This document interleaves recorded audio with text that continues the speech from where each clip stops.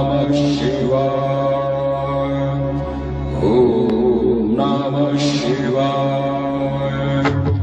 ओम नमः शिवाय। ओम वंदे देवमापतिं सुरगुरुं वंदे जगत्कारणं वंदे पन्नगभूषणं रगदां वंदे पशूनां पतिं वंदे सूर्यशशाङ्कनिनयनं वंदे मुकुन्दप्रियं वंदे भक्तजनाथं जगर्दं वंदे शिवं शङ्करं कर्पूरगौरं गौणावतारं संसारसारं भुजगेन्द्रहारं सदा वसन्तं हृदयारविन्दे भवं भवानी सहितं नमामि। तब ऋषि कहते हैं, हे मुनिवर, हे प्रभु, प्रणव, षड्लिंग और शिव भक्ति की पूजा का महात्मा क्रमशः आप हमसे कहिए। सूर्य जी ने कहा, आप तपस्वी लोगों को ने यह अच्छा प्रश्न किया है। इसका उत्तर केवल महादेव जी ही जानते हैं और दूसरा कोई नहीं जानता, तो भी मैं उसे शिव जी की कृपा से ही कहता हूँ। शिव जी हमारी और तुम्हारी सब प्रकार से रक्षा करें। इस प्रणव को विद्वान प्रकृति द्वारा उत्पन्न हुए संसार रूपी समुद्र को पार करने के लिए दूसरी नई नौका के स्वरूप समझें। प्रणव में आए हुए 3 अक्षरों का अर्थ इस प्रकार है। प्र यानी प्रपंच, न नहीं, व यानी तुम्हें, अर्थात प्रणव का जाप करने से तुम्हें कोई प्रपंच नहीं रहेगा। अपने ओमकार रूप मंत्र का जप करने वाले तथा पूजन करने वाले योगियों से के भी सभी कर्मों का क्षय करके नवीन दिव्य ज्ञान को देने के कारण ही इसे प्रणव कहा जाता है। उस प्रणव को माया रहित होने के कारण ही नूतन कहते हैं। विशेष करके यह महात्माओं को नया शुद्ध स्वरूप प्रदान कर देता है।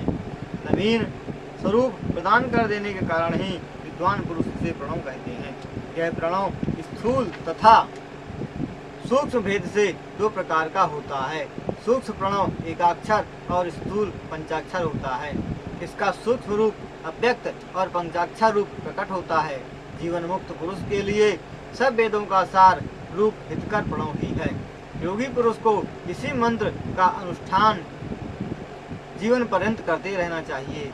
इस प्रकार उपासना करते करते जब शरीर क्षीण हो जाता है तो वह अंत में निसंदेह शिव को प्राप्त हो जाता है। केवल मंत्र को जपने वाला पुरुष ही योग को प्राप्त होता है। 36 करोड़ मंत्र का जाप करने वाला पुरुष निश्चय ही योग को प्राप्त कर लेता है।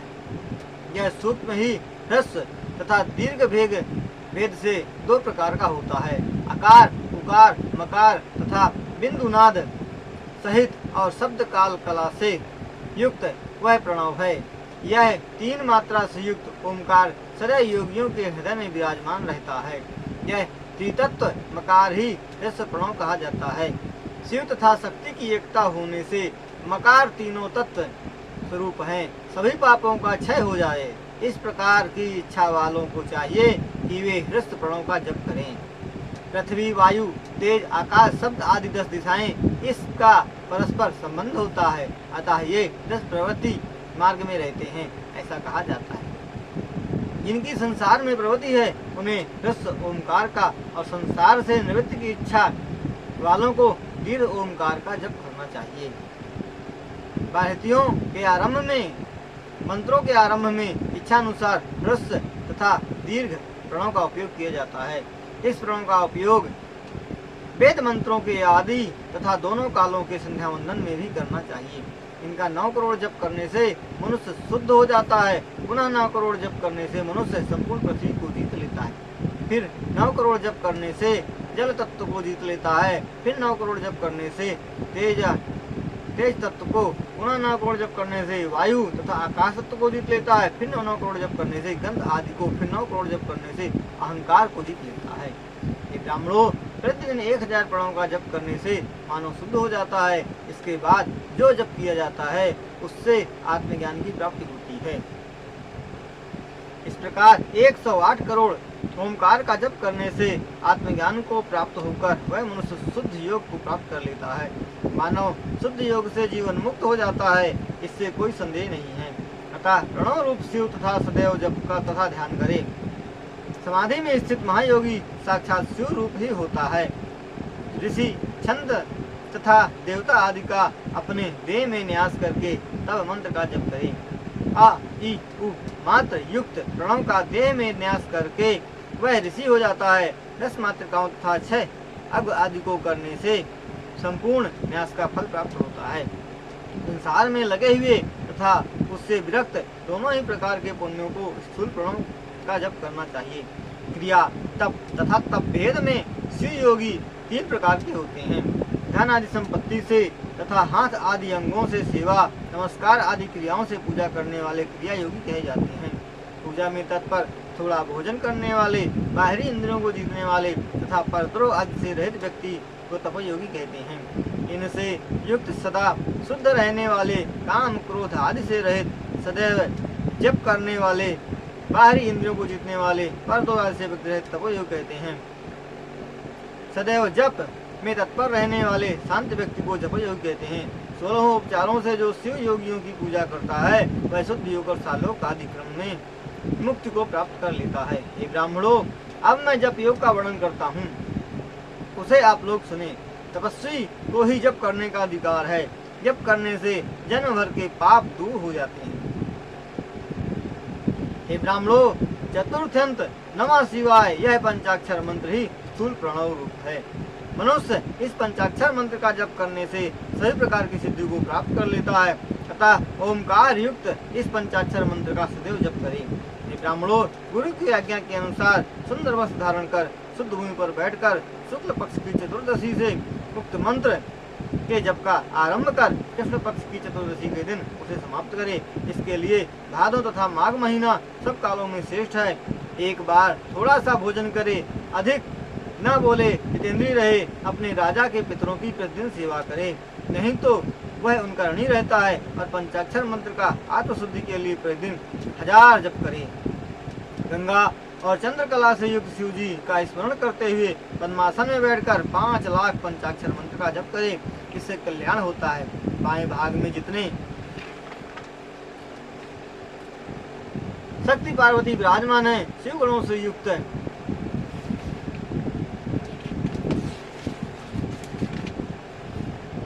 बाएं भाग में जिनके शक्ति यानी पार्वती विराजमान है, शिव गुणों से युक्त, वरदान तथा वैदान देने वाले हाथों से युक्त चंद्रशेखर तथा सदा दया करने वाले सदाशिव का स्मरण करते हुए मन से हृदय अथवा सूर्य मंडल में उनका पूजन करे। पूर्व की ओर मुख करके शुद्ध कर्म करने वाला शिव भक्त प्रातः काल कृष्ण पक्ष की चतुर्दशी के दिन नित्य कर्म को प्राप्त करके पंचाक्षरी विद्या का जप करे। मनोरम एवं पवित्र स्थान पर शुद्ध मन करके नियम से पंचाक्षर मंत्र का 12,000 जप करे।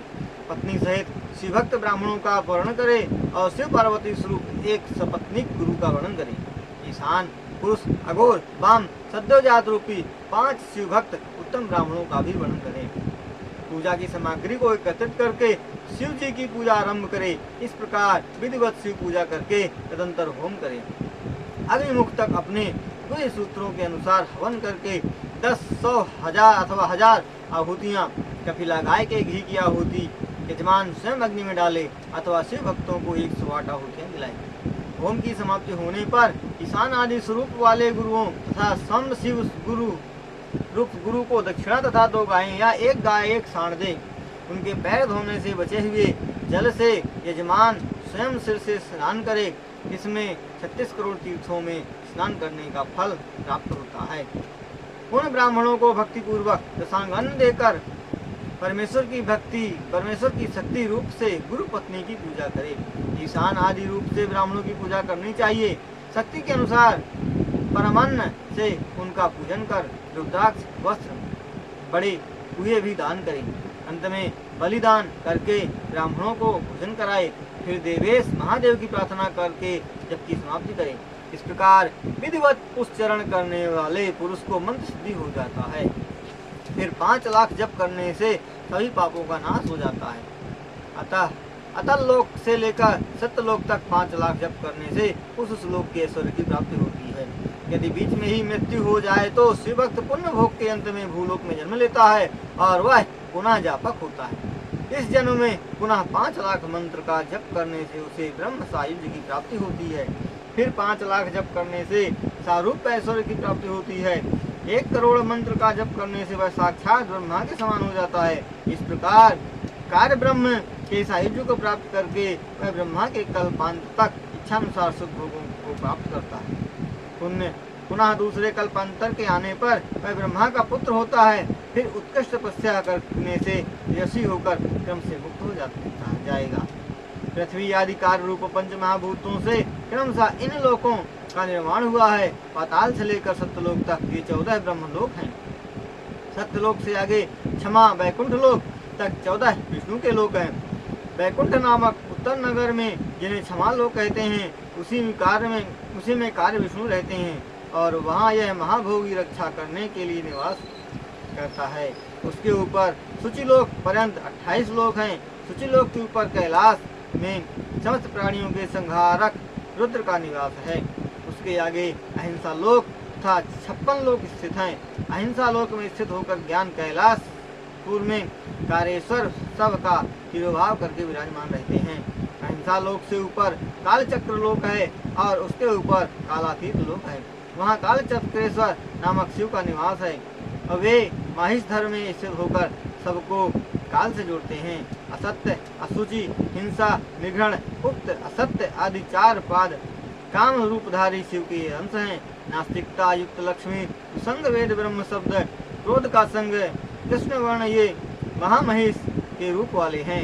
इनके स्वामी महेश्वर हैं। इनकी कृपा से क्रोध आदि का तिरोधान होता है। उसके आगे क्रमशः कर्म भोग, ज्ञान योग भोग, कर्म काया तथा ज्ञान माया। माया शब्द का अर्थ माँ यानी लक्ष्मी, अया यानी ज्ञान तथा भोग के प्राप्त होना अर्थात लक्ष्मी ज्ञान तथा भोग कराने के कारण ही से माया कहते हैं। उसके आगे नित्य भोग, उसके पहले नश्वर, उसके पहले तिरोधान, किंतु उनके बाद तिरोधान नहीं। उसके पहले पास बंधन है किंतु उसके बाद पास बंधन नहीं होता। उनके पहले ही कर्म कर्मों के फलों के अनुसार प्राणी लौटते हैं। उसके आगे निष्काम कर्म योग है। उसके पहले लोक में रहने वाले बिंदु पूजा में तत्पर भक्त अपने कर्मानुसार लौट आते हैं। निष्काम होकर लिंग की पूजा करने वाले भक्त उनके ऊपर वाले लोक को प्राप्त होते हैं। शिव को छोड़कर अन्य देवताओं की पूजा करने वाले भक्त उससे नीचे के लोक में निवास करते हैं। जो केवल शिव पूजा में ही तत्पर रहते हैं वे उससे भी ऊपरी लोक में जाते हैं। उसके पहले जीव कोटि है और उसके आगे ईश्वर कोटि है। उसके पहले संसारिक जीव रहते हैं और मुक्त को प्राप्त करने वाले उसके ऊपर रहते हैं। प्राकृत द्रव्यों की पूजा करने वाले सबसे नीचे लोक में रहते हैं। उसके आगे पौरुष द्रव्य के उपासक जाते हैं। उसके आगे शक्ति लिंग और उसके पीछे शिवलिंग रहता है। उसके आगे सगुण लिंग और उसके ऊपर निर्गुण लिंग, उसके आगे कल्पित लिंग और उसके आगे अकल्पित लिंग रहता है। उसके बाद आदि भौतिक ब्रह्म लिंग, उसके बाद आध्यात्मिक अंतरंग लिंग और उसके आगे 112 शिवलोक हैं। उसके आगे क्रमशः बिंदु रूप, नाद रूप, कर्मलोक, ज्ञान लोक और उसके आगे नमस्कार नामक लोकमद अहंकार का नाशक है। उसके आगे क्रमशः जन्म तथा तिरोधान लोक है, जहाँ से मनुष्य का पुनः आगमन नहीं होता है। तिरोधान का निवारण करना ही ज्ञान शब्द का अर्थ है। उसके आगे आदि भौतिक उपासना करने वाले पुरुष रहते हैं। अध्यात्मिक पूजा करने वाले इससे ऊपरी आत्मरूप लिंग रूपी तिरोधान का निवारण करना ही ज्ञान शब्द का अर्थ है। उसके आगे आदि भौतिक उपासना करने वाले पुरुष रहते हैं। आध्यात्मिक पूजा करने वाले इससे ऊपरी आध्यात्मिक रूपी आत्मलिंग रूपी महालोक में बहुत काल तक निवास करते हैं। प्रकृति, महतत्व, अहंकार तथा पंच तन्मात्राएं इन 8 प्रकार के बंधनों को वहाँ का निवास करने वाले जानते हैं। इस प्रकार इनके लौकिक एवं वैदिक भेद को समझना चाहिए। जो सत्य आदि धर्म से युक्त शिव जी की पूजा करते हैं वे अधर्म रूपी महेश पर चढ़े हुए काल चक्र से चढ़ जाते हैं। इसके ऊपर वृषभ रूपी धर्म ब्रह्मचर्य का रूप धारण किए रहता है। वह सत्य आदि 4 पाद युक्त विषय के आगे स्थित है। उस उत्तम वृषभ के क्षमा सिंह और समकान है, जो वेद ध्वनि से विभूषित है, आस्तिकता नेत्र है और वेद निश्वास है। वह उदार मन तथा बुद्धि से युक्त है। पूजन आदि क्रिया रूप धर्म कारण ब्रह्म में स्थित रहता है। उस क्रियादि रूपी वृषभ धर्म में कालातीत ब्रह्म स्थित रहता है। ब्रह्मा, विष्णु और महेश की आयु तक ही दिन की गणना होती है। उसके आगे ना दिन और ना रात्रि और ना जन्म ना मरण ही है। फिर कालभूत सत्यलोक में कारणभूत ब्रह्मा के लोक गंधादि भूतों से सदा ऊपर बनाए गए हैं। 14 लोक सूक्ष्म गंध रूप से स्थित है। फिर कारण विष्णु के 14 लोक स्थित हैं। फिर कारण शुद्ध के 28 लोक कहे गए हैं। फिर उसके ऊपर कारण रूप ईश्वर के 56 लोक हैं। उसके आगे शिव समंत ब्रह्मचर्य नामक लोक है। वहीं पंचावरण से युक्त ज्ञान कैलाश लोक है। उसके 5 मंडलों से युक्त पंच ब्रह्म कला सहित आदि शक्ति से शोभित आदिलिंग विराजमान रहता है। यही स्थान परमात्मा शिव का शिवालय है। वहीं भगवान परमेश्वर शिव शक्ति के साथ निवास करते हैं। श्रेष्ठ ईश्वर संघात तिरोभाव अनुग्रह इन 5 कर्मों को करने में समर्थ सदैव सच्चिदानंद रूप में विराजमान रहते हैं। इसका ध्यान ही धर्म है, जो सदा प्राणियों पर दया करने के लिए तत्पर रहते हैं। समाधि आसन में बैठे हुए स्वात्माराम अपने में रमण करने वाले वे सदैव सुविध रहते हैं। उनका दर्शन कर्म ध्यान आदि क्रम से किया जा सकता है। नित्य कर्म आदि को करते करते वे करते रहने से शिव पूजा की प्रवृत्ति होती है। पूजा आदि शिव कर्मों द्वारा शिव का ज्ञान सिद्ध करना चाहिए। भगवान शिव जिसे देख लेते हैं वे सभी मुक्त हो जाते हैं, इसमें कोई संदेह नहीं है। आत्मस्वरूप का जो अत्यंत आनंद है उसी को मुक्ति कहते हैं। वह क्रिया तप जप ज्ञान ध्यान तथा धर्म में स्थित रहता है। शिव का दर्शन कर लेने से मनुष्य को आत्मा रामत्व प्राप्त होता है। जिस प्रकार सूर्य अपनी किरणों से अशुद्धि को हटा देता है, इस प्रकार परम दयालु शिव जी भक्तों के अज्ञान को दूर करते हैं। जब अज्ञान दूर हो जाता है तब ज्ञान की प्राप्ति होती है। शिव का ज्ञान हो जाने पर मनुष्य को आत्माराम स्वरूप को प्राप्त हो जाता है। आत्मा रामत्व की प्राप्ति हो जाने पर मानव सकल मनोरथ हो जाता है। फिर 100 लाख जप करने से वह परब्रह्म के पद को प्राप्त हो जाता है। फिर 100 लाख जप करने से विष्णु के पद को प्राप्त कर लेता है। फिर 100 लाख जप करने से वह रुद्र पद को प्राप्त कर लेता है। फिर 100 लाख जप करने से उसे ऐश्वर्य की प्राप्ति होती है। सावधान होकर पुनः इसी प्रकार जप करने से वह शिवलोक आदि से उत्तम काल चक्र को प्राप्त कर लेता है। काल चक्र क्रम से वह पंच क्रम को प्राप्त होता है। षष्ठी मोह ब्रह्म चक्र है। मोह तथा मोह वैष्णव चक्र है। कोप मोह रौद्र चक्र है। भ्रमण ईश्वर चक्र है। ज्ञान और मोह शिव चक्र है। इन्हीं को पंच चक्र कहते हैं। पुनः 10 करोड़ जप करने के बाद ब्रह्मा की प्राप्ति होती है। फिर 10 करोड़ जप करने से उसको पद का ऐश्वर्य प्राप्त होता है। इस प्रकार क्रम से विष्णु आदि के पदों को प्राप्त होकर उस मानव महात्मा के ऐश्वर्य को ऐश्वर्य पद को प्राप्त हो जाता है। आलस्य रहित होकर 105 करोड़ मंत्र का जप करके वह भक्त 5 आवरणों से बाहर निकलकर शिवलोक को प्राप्त होता है। वहाँ राजमंडप उत्तर नंदी संस्थान तथा तप रूपी वृषभ भी दिखलाई देता है। 5 आवरणों के बाद वहाँ सद्दु जात का स्थान है। चौथे आवरण से वामदेव का स्थान है। तीसरे आवरण के बाद अघोर का स्थान है। शाम पुरुष का स्थान दूसरे आवरण में है, पर ईशान का स्थान प्रथम आवरण में है। तदंतर ध्यान एवं धर्म का 5वां स्थान पांचवा मंडप है। बलिनाथ शिव का स्थान पूर्ण अमृत को देने वाला चतुर्थ मंडप चंद्रशेखर की मूर्ति से युक्त है। सोम स्कंद का स्थान तृतीय मंडप है। आस्तिकों का कथन है कि दूसरा मंडप नित्य मंडप कहा जाता है। प्रथम मंडप में मूल माया का उत्तम स्थान है। उसके बाद गर्भगृह है और उसके बाद शुभलिंग स्थान है। उसके पीछे नंदी का स्थान है और उसके आगे शिव के वैभव को कोई नहीं जानता। नंदीश्वर बाहर रहकर प्रतिक्षण पंचाक्षर का जप किया करता है। इस प्रकार सनत कुमार नंदीश्वर के संवाद को मैंने गुरु परंपरा क्रम से प्राप्त किया। इसके आगे का विषय स्वयं जानने योग्य है। वह शिव जी की कृपा से प्राप्त हो सकता है। आस्तिक पुरुषों का कथन है कि शिव जी की कृपा से ही शिवलोक के वास्तविक वैभव को जाना जा सकता है और कोई दूसरा उपाय नहीं है। इसी क्रम में जितेंद्रीय ब्राह्मण मुक्त हुए। अब दूसरे वर्णों क्षत्रिय आदि का क्रम कहता हूँ, आप लोग आदर भाव से सुने। गुरु के उपदेशानुसार ब्राह्मणों को मंत्र के अंत में नमा लगाकर 5 लाख जप करना चाहिए। इससे मनुष्य की आयु बढ़ती है। स्त्री पुरुष रूप को प्राप्त करने की इच्छा से इसका 5 लाख जप करे। पुरुषत्व को प्राप्त कर वह क्रमशः मुक्त हो जाती है। क्षत्रिय इस मंत्र का 5 लाख जप करने से क्षत्रियत्व से मुक्त हो जाता है। पुनः 5 लाख जप करने से ब्राह्मण हो जाता है। पुनः उतना ही जप करने से मंत्र सिद्धि हो जाती है। फिर जप करने से मुक्त हो जाता है।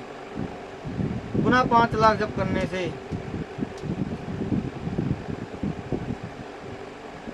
वैश्य 5 लाख जप करने से वैश्यत्व से छूट जाता है। पुनः 5 लाख जप करने से वह मंत्र क्षत्रिय कहा जाता है। फिर 5 लाख जप करने से उसका क्षत्रियत्व दूर हो जाता है। फिर 5 लाख जप करने से वह मंत्र ब्राह्मण कहा जाता है। यदि शूद्र मंत्र के अंत में नमा जोड़कर 20 लाख जप करे वह मंत्र ब्राह्मणता को प्राप्त कर बाद में उतना ही जप करने से वह शुद्ध ब्राह्मण हो जाता है। स्त्री पुरुष ब्राह्मण अथवा कोई भी हो, उक्त मंत्र का जप करने से सभी शुद्ध हो जाते हैं। रोगी पुरुष नमः का प्रयोग आगे या पीछे करके सदैव जप कर सकता है। गुरु को चाहिए कि वह युक्त सूत्रों को ओंकार रहित मंत्र का उपदेश करे।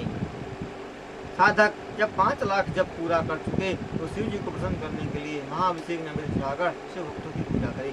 शिव भक्त की पूजा करने से शिव जी अत्यंत प्रसन्न होते हैं। शिव और शिव भक्त में किसी प्रकार का भेद नहीं होता, क्योंकि वह भी शिव ही है। शिव स्वरूप मंत्र को धारण करने के कारण वह शिव ही हो जाता है। शिव भक्त का शरीर स्वयं शिवमय हो जाता है। वेद संपूर्ण क्रियाओं से युक्त शिव भक्त सब कुछ जानते हैं। जितना जितना शिव मंत्र जिसने क्रम से जपा हो, उसके शरीर में उतनी शिव की निकटता होती है। इससे किसी प्रकार का संदेह नहीं है। शिव भक्त स्त्रियां देवी लिंग रूप वाली हो जाती हैं। वे जितने मंत्रों का जप करती हैं उतनी ही उनके शरीर को भगवती की समीपता आ जाती है। जो विद्वान शिव जी का पूजन करते हैं वे स्वयं शब्द रूप के भागी हो जाते हैं। स्वयं शिव रूप होकर पराशक्ति की पूजा करें। शक्ति बेर लिंग की माया रहित होकर पूजा करें। शिवलिंग को शिव स्वरूप, आत्मा को शिव स्वरूप, शक्ति लिंग देवी और अपने को शिव स्वरूप मानकर शिवलिंग को नाद रूप, शक्ति को बिंदु रूप, ओंकार को उप प्रधान भाव से परस्पर शिवलिंग को जानकर मूल भावना से शिव तथा शक्ति की पूजा करें। शिव मंत्र रूप तथा शिव रूप शिव भक्तों की भी पूजा करें। 16 उपचारों से पूजा करने से इच्छा की पूर्ति होती है। यही फल लिंगधारी भक्तों की पूजा करने से ही मिलता है। इससे विद्वान को सुख मिलता है और शिव जी प्रसन्न होते हैं। अपनी पत्नी के साथ सदैव सपत्नी शिव भक्त ब्राह्मणों की भोजन आदि लेकर पूजा करें। उनकी संख्या 5, 10 या 100 होनी चाहिए। धन शरीर तथा मन में कपट रहित शिव भाव होना चाहिए, तब वह शिव सत्य स्वरूप होकर फिर भूलोक में जन्म नहीं लेता।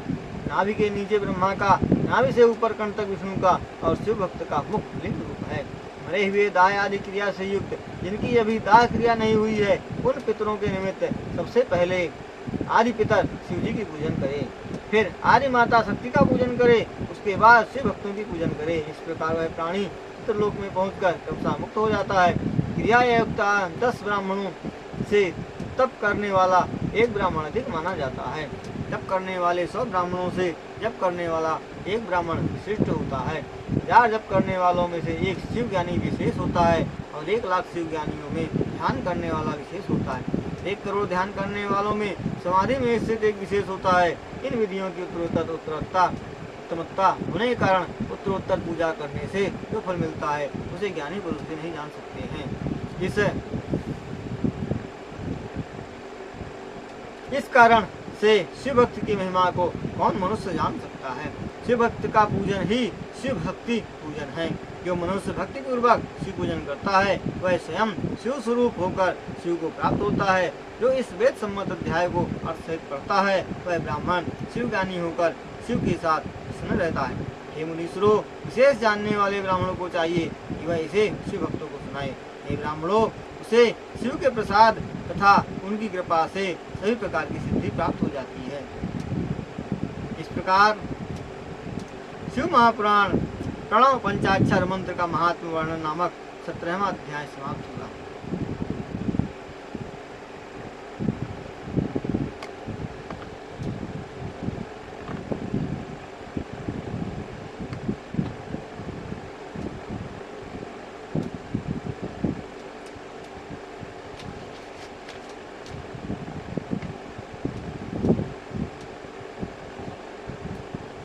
तब ऋषि कहते हैं, सभी विषयों को जानने वाले सूर्य जी, आप बंधन और मोक्ष के स्वरूप का वर्णन कीजिए। तब सूर्य जी कहते हैं, हे ऋषियों, मैं बंधन तथा मोक्ष के उपाय का वर्णन कर रहा हूँ, आप सब आदर पूर्वक सुनिए। प्रकृति आदि 8 बंधनों से बंधे रहने के कारण आत्मा को जीव कहते हैं। इन्हीं बंधनों से छूटे हुए मनुष्य को मुक्त कहते हैं और प्रकृति आदि बंधनों को अपने बस में कर लेने का नाम ही स्वयं मोक्ष कहा जाता है।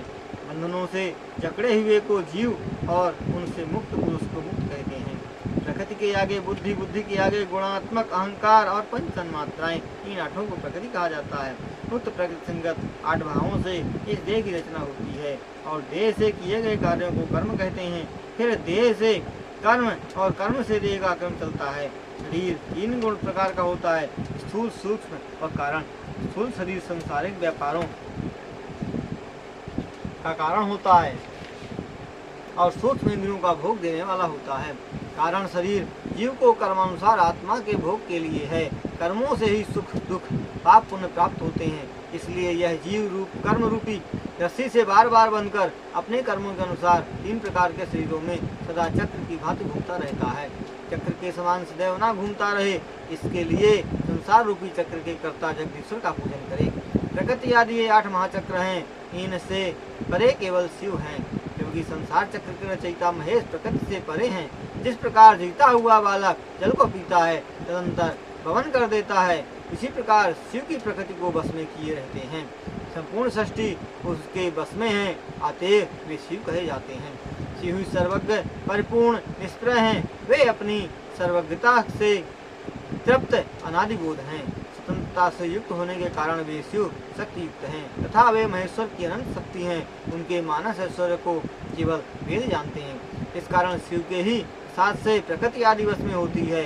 शिव का प्रसाद प्राप्त करने के लिए ही शिव की ही पूजा करे। अतः उस निष्प्रय और पूर्ण की पूजा कैसे हो सकती है? अतः शिव के उद्देश्य से जो कर्म किया जाता है उसी से वे प्रसन्न हो जाते हैं। लिंग में, वेद में, उनके भक्तों में शिव का ध्यान लगाकर शरीर, वाणी, मन तथा धन से उनकी पूजा करे। प्रकृति से परे रहने वाले भी वे महेश पूजा करने के कारण भक्त के ऊपर विशेष रूप से कृपा करते हैं। शिव जी की कृपा से क्रमशः कार्य आदि सब बस में हो जाते हैं। उस कर्म से लेकर प्रकृति पर्यंत अपने बस में हो जाएं, उसी समय वह भक्त मुक्त और आत्माराम हो जाता है। परमेश्वर की कृपा से जब यह कर्म देह अपने बस में हो जाता है, उस समय जो शिवलोक में वास होता है वह सालोक मुक्ति कहते हैं। तन्मात्रा को उसमें कर लेने से साम्य की समीपता प्राप्त होती है। उसके बाद आयुध आदि की क्रियाओं से भी वह शिव की समानता को प्राप्त हो जाता है। महाप्रसाद की प्राप्ति हो जाने पर बुद्धि भी अपने वश में हो जाती है। प्रकृति का कार्य बुद्धि है, उसे सृष्टि कहते हैं। फिर महाप्रसाद से प्रकृति भी वश में हो जाती है।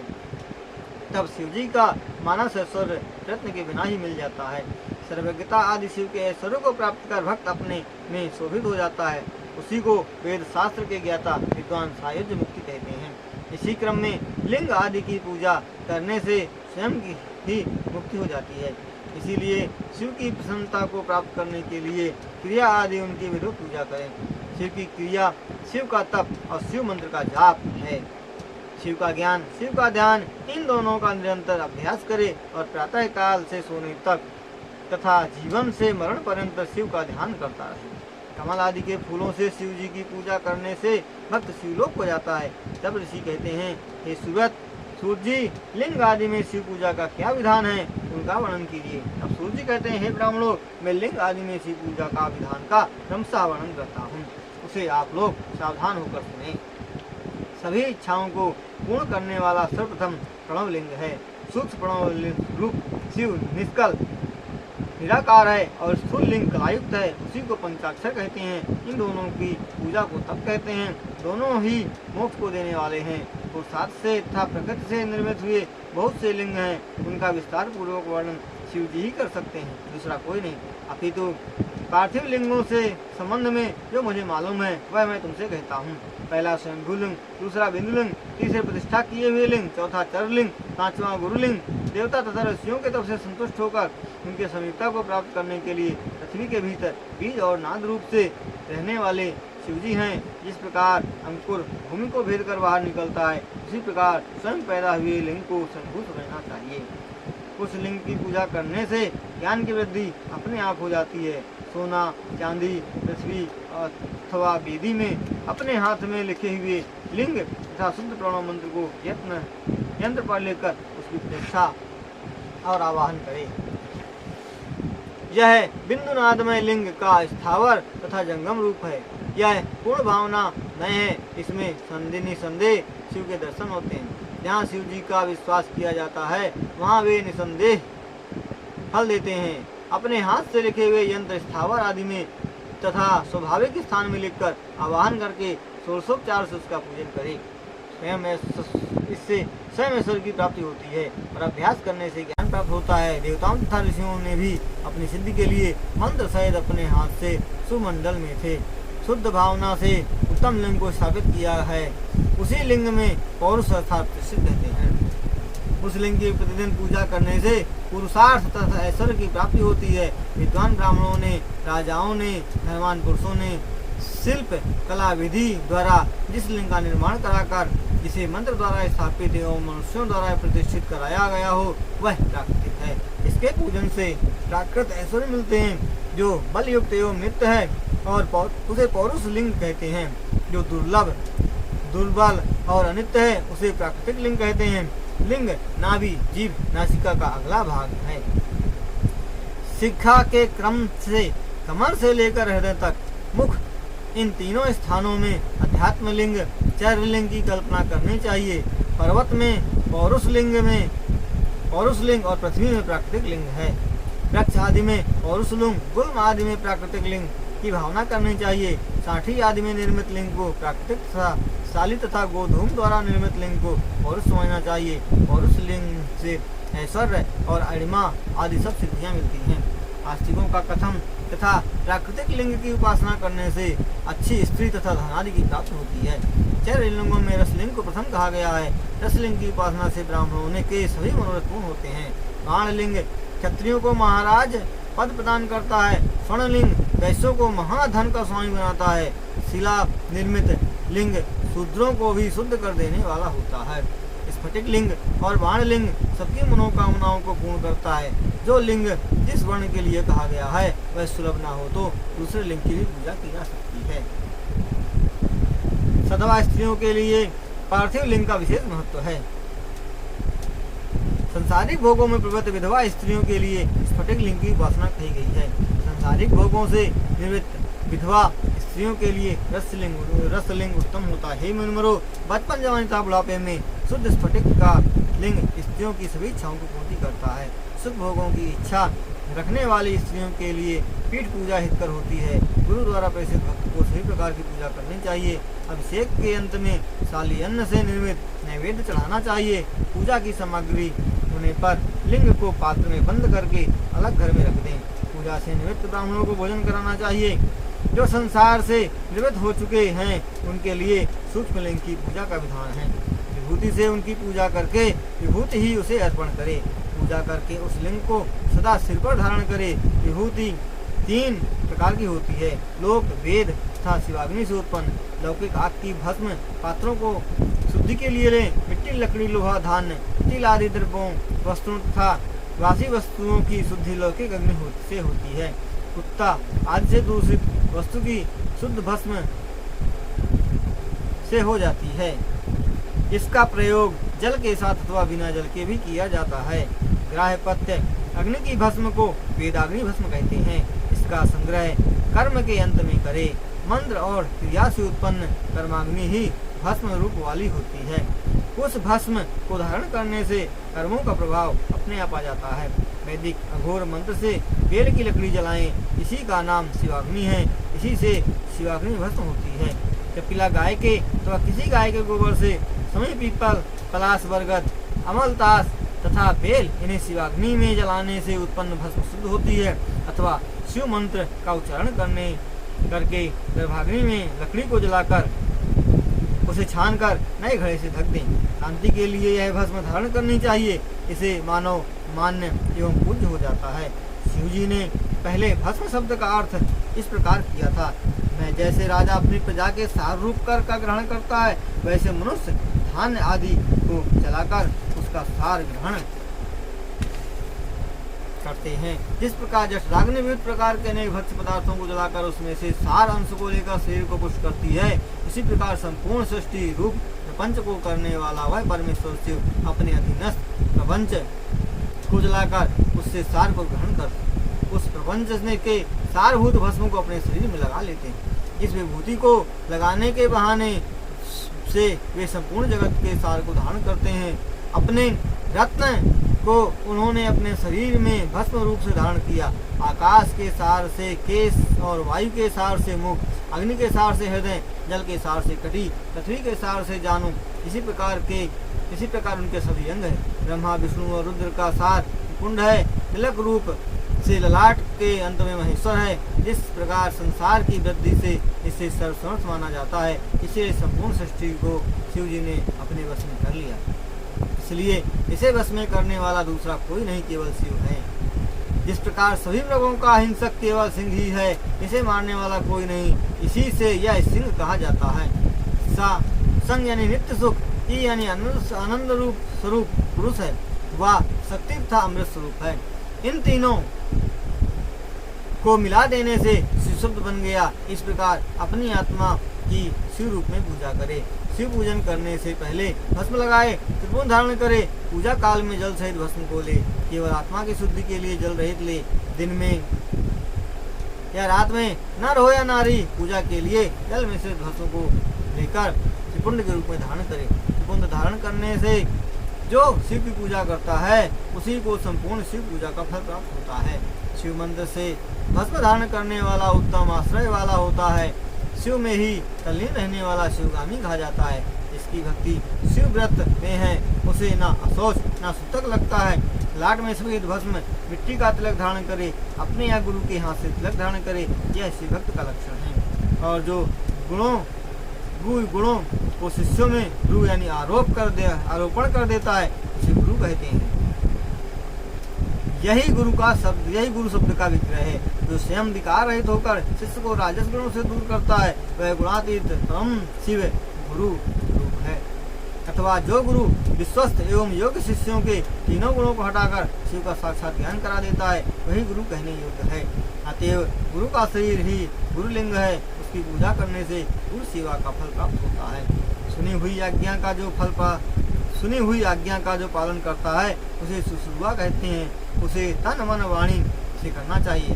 गुरु ने जो कहा हो, जो उसे शिष्य कर सकता हो या न कर सकता हो, उसे जो पवित्र आत्मा वाला प्राणव्यय तथा या धन व्यय करके भी करता है, वही शासन योग्य होने के कारण शिष्य कहा जाता है। योग्य शिष्य शरीर आदि के उपयोगी वस्तु को गुरु को समर्पित कर, भोजन की सामग्री भी गुरु को अर्पित कर, गुरु की आज्ञा पाकर तब स्वयं भोजन करे। शिष्यत्व के योग्य होने से शिष्य सदा पुत्र कहा जाता है, क्योंकि जीव रूपी लिंग से मंत्र रूपी वीर को कान रूपी योनि में डालकर यह मंत्र पुत्र के रूप में उत्पन्न हो जाता है। अतः इसे सदैव गुरु रूपी पिता की पूजा करनी चाहिए। उत्पन्न करने वाला पिता पुत्र को संसार में ले जाता है और ज्ञानदाता पिता गुरु उसे संसार से तार देता है। इस प्रकार दोनों का अंतर जानकर गुरु रूपी पिता का पूजन करें। अपने द्वारा कमाए हुए धन से गुरु के शरीर की सेवा करें, क्योंकि गुरु का शरीर चरण से लेकर चोटी तक शिव स्वरूप होता है। धन रूपी खड़ाऊ आदि से, चरण दबाने आदि से, स्नान अभिषेक नैवेद्य भोजन आदि से उनकी पूजा करें। गुरु पूजा ही भगवान शिव की पूजा है। गुरु की सेवा से बचे हुए सभी पदार्थ आत्मा की शुद्धि करते हैं। जल अन्न आदि से बने हुए और गुरु पूजा से बचे हुए पदार्थ शिव के जूठन के समान होते हैं। अतः हे ब्राह्मणों, उसे शिष्य तथा शिव भक्त अवश्य सेवन करें। जो द्रव्य गुरु की आज्ञा के बिना शिष्य ग्रहण करता है, वह सब चोरी की वस्तु के समान है।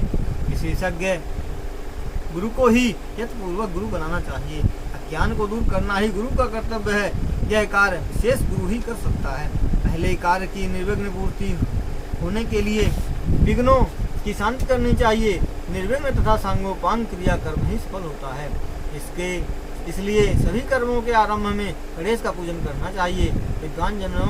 विद्वान को चाहिए कि वह सभी प्रकार की विघ्न बाधाओं को दूर करने के लिए सभी देवताओं की पूजा करे।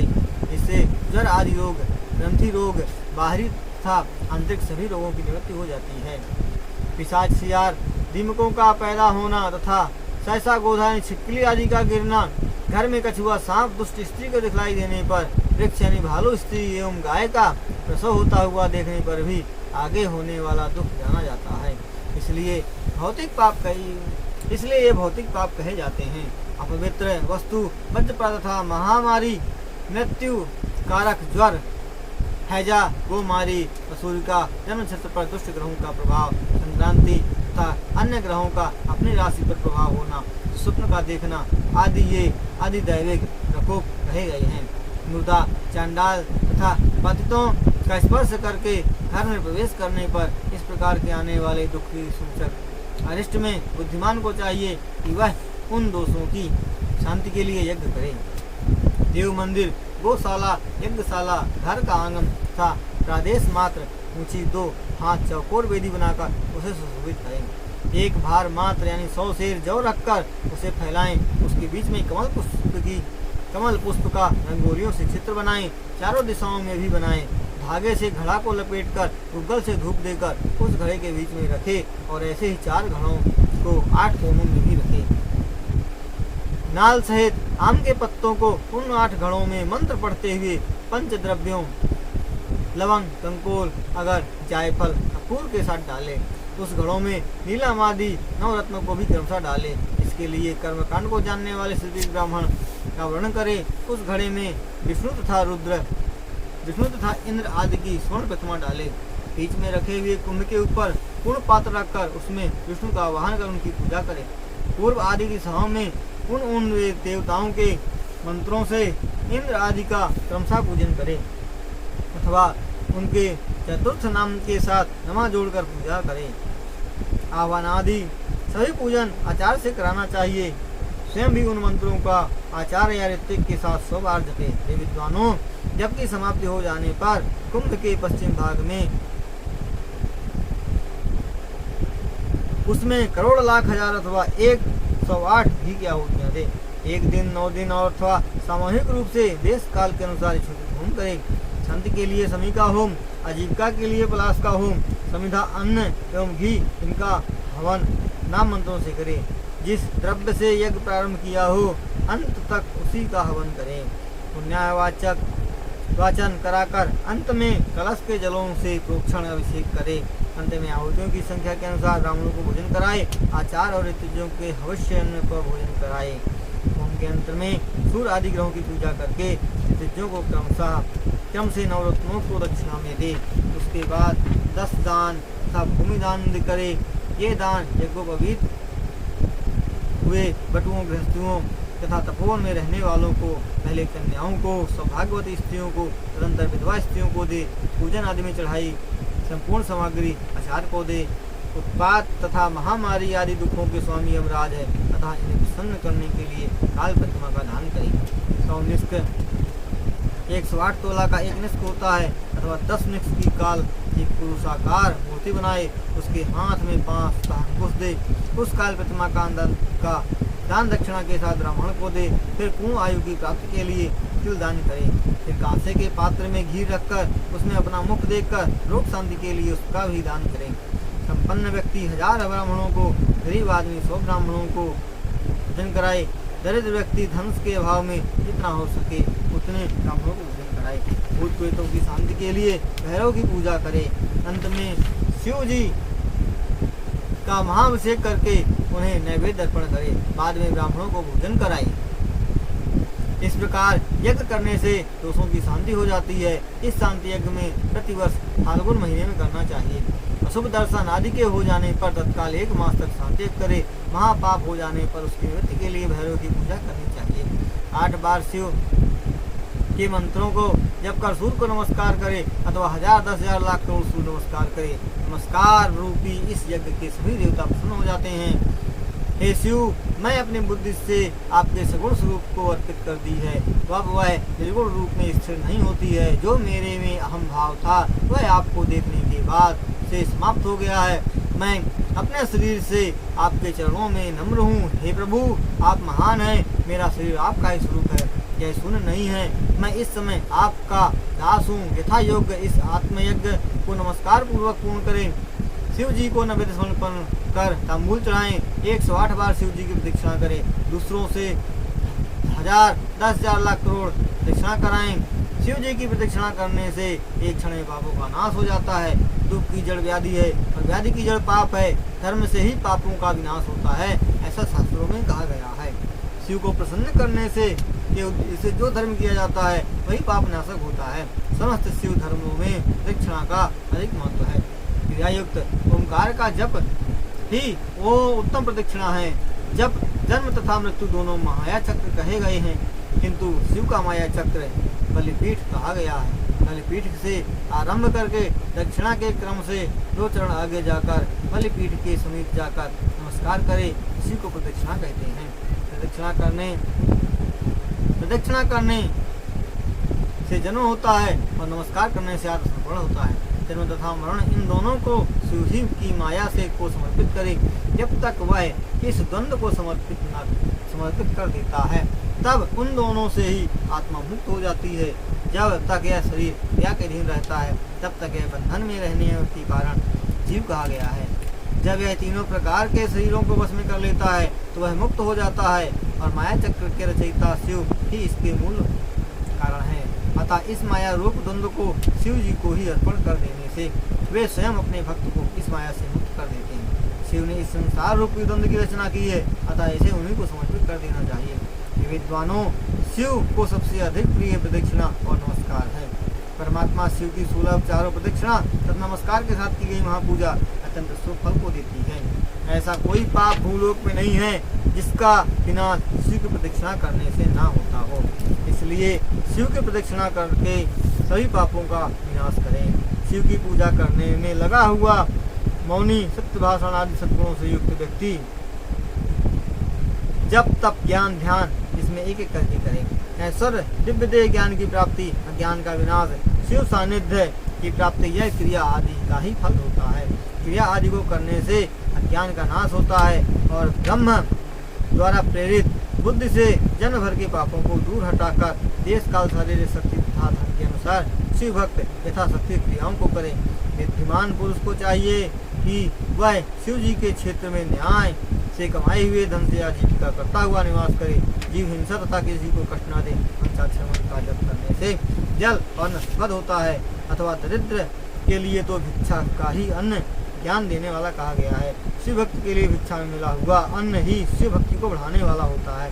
शिव योगियों के लिए भिक्षा का अन्न शिव यज्ञ में प्राप्त प्रसाद के समान कहा गया है। जिस किसी उपाय से भूतल में जहाँ कहीं भी रहे, शुद्ध अन्न का सेवन कर मौन व्रत धारण कर शिव रहस्य को प्रकट न करे। शिव भक्तों को शिव का महत्व मत लाए। वास्तव में शिव मंत्र के रहस्य को शिव के अतिरिक्त कोई नहीं जानता। शिव भक्त को चाहिए कि वह सदैव शिवलिंग के समीप निवास करे। हे ब्राह्मणों, स्थाणुलिंग का आश्रय करने से भक्त शिव स्वरूप हो जाता है। चरलिंग की पूजा करने से निश्चित ही भक्त जन्म मरण से मुक्त हो जाता है। इस प्रकार इस अध्याय का संक्षेप में उत्तम साध्य साधन का वर्णन कर दिया है। व्यास जी ने जो पहले कहा था, उनसे जो मैंने सुना था, वह सब मैंने आप लोगों को सुना दिया।